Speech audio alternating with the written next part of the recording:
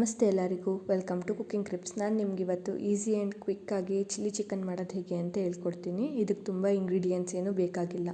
So ಇಲ್ಲೊಂದು ಕಡಾಯಿ ಇಟ್ಕೊಂಡು ಇದಕ್ಕೆ 2 ಟೇಬಲ್ ಸ್ಪೂನ್ ಆಗುವಷ್ಟು ತುಪ್ಪ ಹಾಕ್ಕೊತಾ ಇದ್ದೀನಿ. ಹಾಗೆ 2 ಟೇಬಲ್ ಸ್ಪೂನ್ ಆಗುವಷ್ಟು ಆಯಿಲ್ ಕೂಡ ಹಾಕ್ಕೊತಾ ಇದ್ದೀನಿ.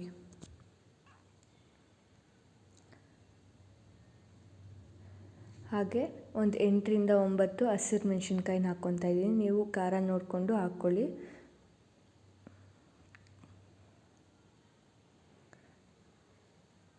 ಹಾಗೆ 1 ಟೀ ಸ್ಪೂನ್ ಆಗುವಷ್ಟು ಶುಂಠಿ ಬೆಳ್ಳುಳ್ಳಿ ಪೇಸ್ಟ್ ಹಾಕ್ಕೊಂಡು ನೀಟಾಗಿ ಮಿಕ್ಸ್ ಮಾಡ್ಕೊತಿದ್ದೀನಿ.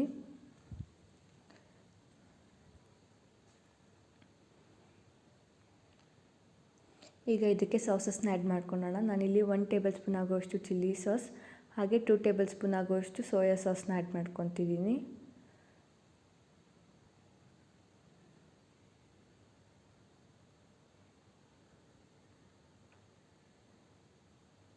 ನೀಟಾಗಿ ಮಿಕ್ಸ್ ಮಾಡಿಕೊಂಡು 1 ಟೇಬಲ್ ಸ್ಪೂನ್ ಆಗುವಷ್ಟು ವೆನಿಗರ್ನ ಕೂಡ ನಾವು ಆ್ಯಡ್ ಮಾಡ್ಕೊಳ್ಳೋಣ. ನೋಡಿ, ನಾನಿಲ್ಲಿ ವೆನಿಗರ್ ಆ್ಯಡ್ ಮಾಡ್ತಾಯಿದ್ದೀನಿ. ವೆನಿಗರ್ ಇಲ್ಲ ಅಂದರೆ ನೀವು ನಿಂಬೆ ರಸ ಕೂಡ ಆ್ಯಡ್ ಮಾಡ್ಕೊಬೋದು. ಈಗ ಚಿಕನ್ನ ಆ್ಯಡ್ ಮಾಡ್ಕೊಳ್ಳೋಣ. ನಾನಿಲ್ಲಿ 500 ಗ್ರಾಮ್ ಆಗುವಷ್ಟು ಚಿಕನ್ ತೊಗೊಂಡಿದ್ದೀನಿ, ಆ್ಯಡ್ ಮಾಡ್ಕೊತಾ ಇದ್ದೀನಿ. ಈಗ ಒಂದ್ಸಲ ನೀಟಾಗಿ ಮಿಕ್ಸ್ ಮಾಡ್ಕೊಳ್ಳೋಣ.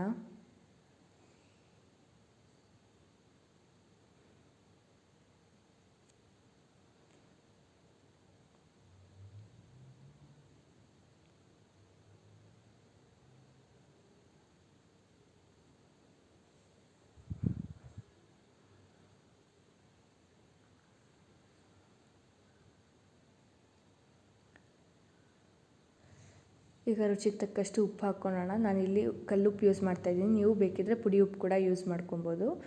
ಇದನ್ನೆಲ್ಲ ಒಂದ್ಸಲ ನೀಟಾಗಿ ಮಿಕ್ಸ್ ಮಾಡಿಕೊಂಡು ಲಿಡ್ನ ಕ್ಲೋಸ್ ಮಾಡ್ಕೊತೀನಿ.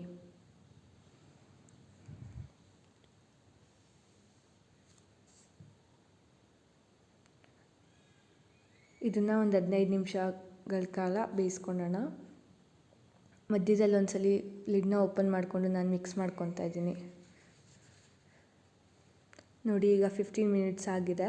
ಚಿಕನ್ ಎಲ್ಲ ನೀಟಾಗಿ ಬೆಂದಿದೆ.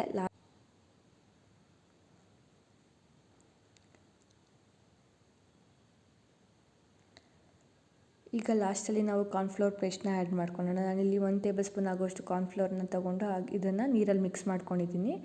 ಈಗ ಇದಕ್ಕೆ ಹಾಕ್ಕೊಂಡು ಮಿಕ್ಸ್ ಮಾಡ್ಕೊತೀನಿ. ಇದು ಯಾಕೆ ಅಂದರೆ ನಾವು ಸಾಸಸ್ಸೆಲ್ಲ ಹಾಕಿರ್ತೀವಲ್ಲ, ಅದೆಲ್ಲ ತಿಕ್ಕನ್ ಆಗೋಕ್ಕೆ. ನೋಡಿ, ತಿಕ್ಕಾಗಿದೆ. ಸೊ ಎಷ್ಟು ಈಸಿಯಾಗಿ ಮಾಡ್ಕೊಬೋದು ಚಿಲ್ಲಿ ಚಿಕನ್ನ. ಈ ಒಂದು ರೆಸಿಪಿನ ನೀವು ಟ್ರೈ ಮಾಡಿ, ಹೇಗಿತ್ತು ಅಂತ ಕಮೆಂಟ್ ಮಾಡಿ ಹೇಳಿ. ಹಾಗೆ ಈ ವಿಡಿಯೋಗೊಂದು ಲೈಕ್ ಮಾಡಿ, ನಮ್ಮ ಚಾನಲ್ನ ಸಬ್ಸ್ಕ್ರೈಬ್ ಮಾಡಿ. Thank you.